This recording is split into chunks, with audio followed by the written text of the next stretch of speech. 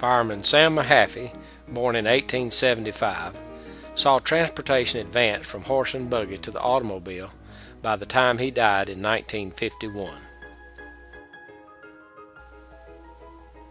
When local farmers visited area country stores, such as Deaton's and Blue Ridge, they used wagons to carry farm products to the storekeeper in exchange for staples such as salt, sugar, and coffee. While local farmers depended on horses and wagons, the coming of the railroad in the 1870s made a major impact on the area. Rail transportation opened new frontiers and encouraged the settlement of many small towns such as Greer. Henry Ford's horseless carriage would make a great impact on transportation. In 1907, Thompson's Hardware became the first authorized Ford automobile dealer in Greer. New cars were parked on the street to entice customers. Showrooms would come later. 1 mile to Greer meant that travelers would have to find a gas station to refill the tank.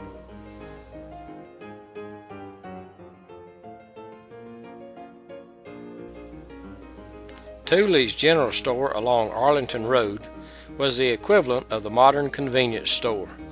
Opening in the 1920s, Tooley sold gas, groceries, and sundry items until after World War II. As more cars appeared on the streets of Greer, more gas stations opened to service the public. This station was beside the Chevrolet dealership on West Poinsett.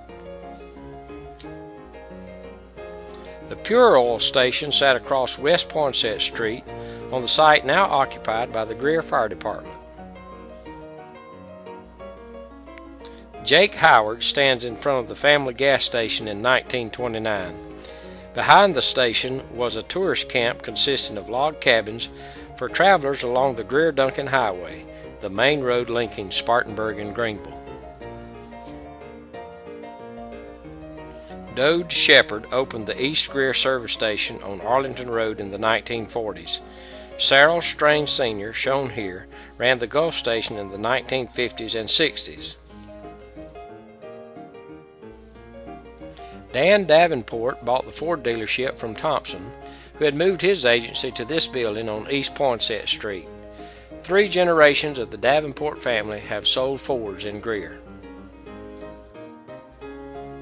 In 1928, George Holtzclaw, Sud Paget, and Wilton Gibson were ready for customers at C&D Chevrolet on Emma Street, now West Poinsett. J.C. Cunningham and R.D. Dobson organized C&D Chevrolet in 1927. James Paget, Sr. joined the partnership in 1937 and eventually bought out his partners.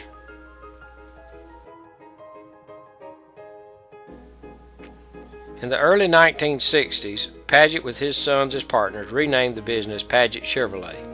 In 1968, the business relocated to Wade Hampton Boulevard.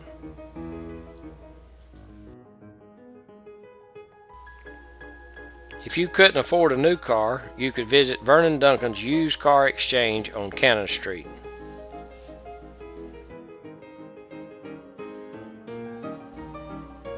Highway 29, locally known as Superhighway, was one of the first divided and landscaped dual-lane highways in the state of South Carolina.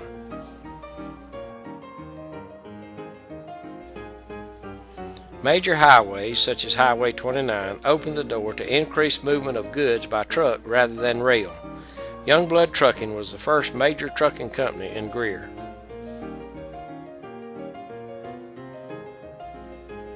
In 1961, construction of the Greenville-Spartanburg Airport was underway along Interstate 85. Local citizens called it the Jetport.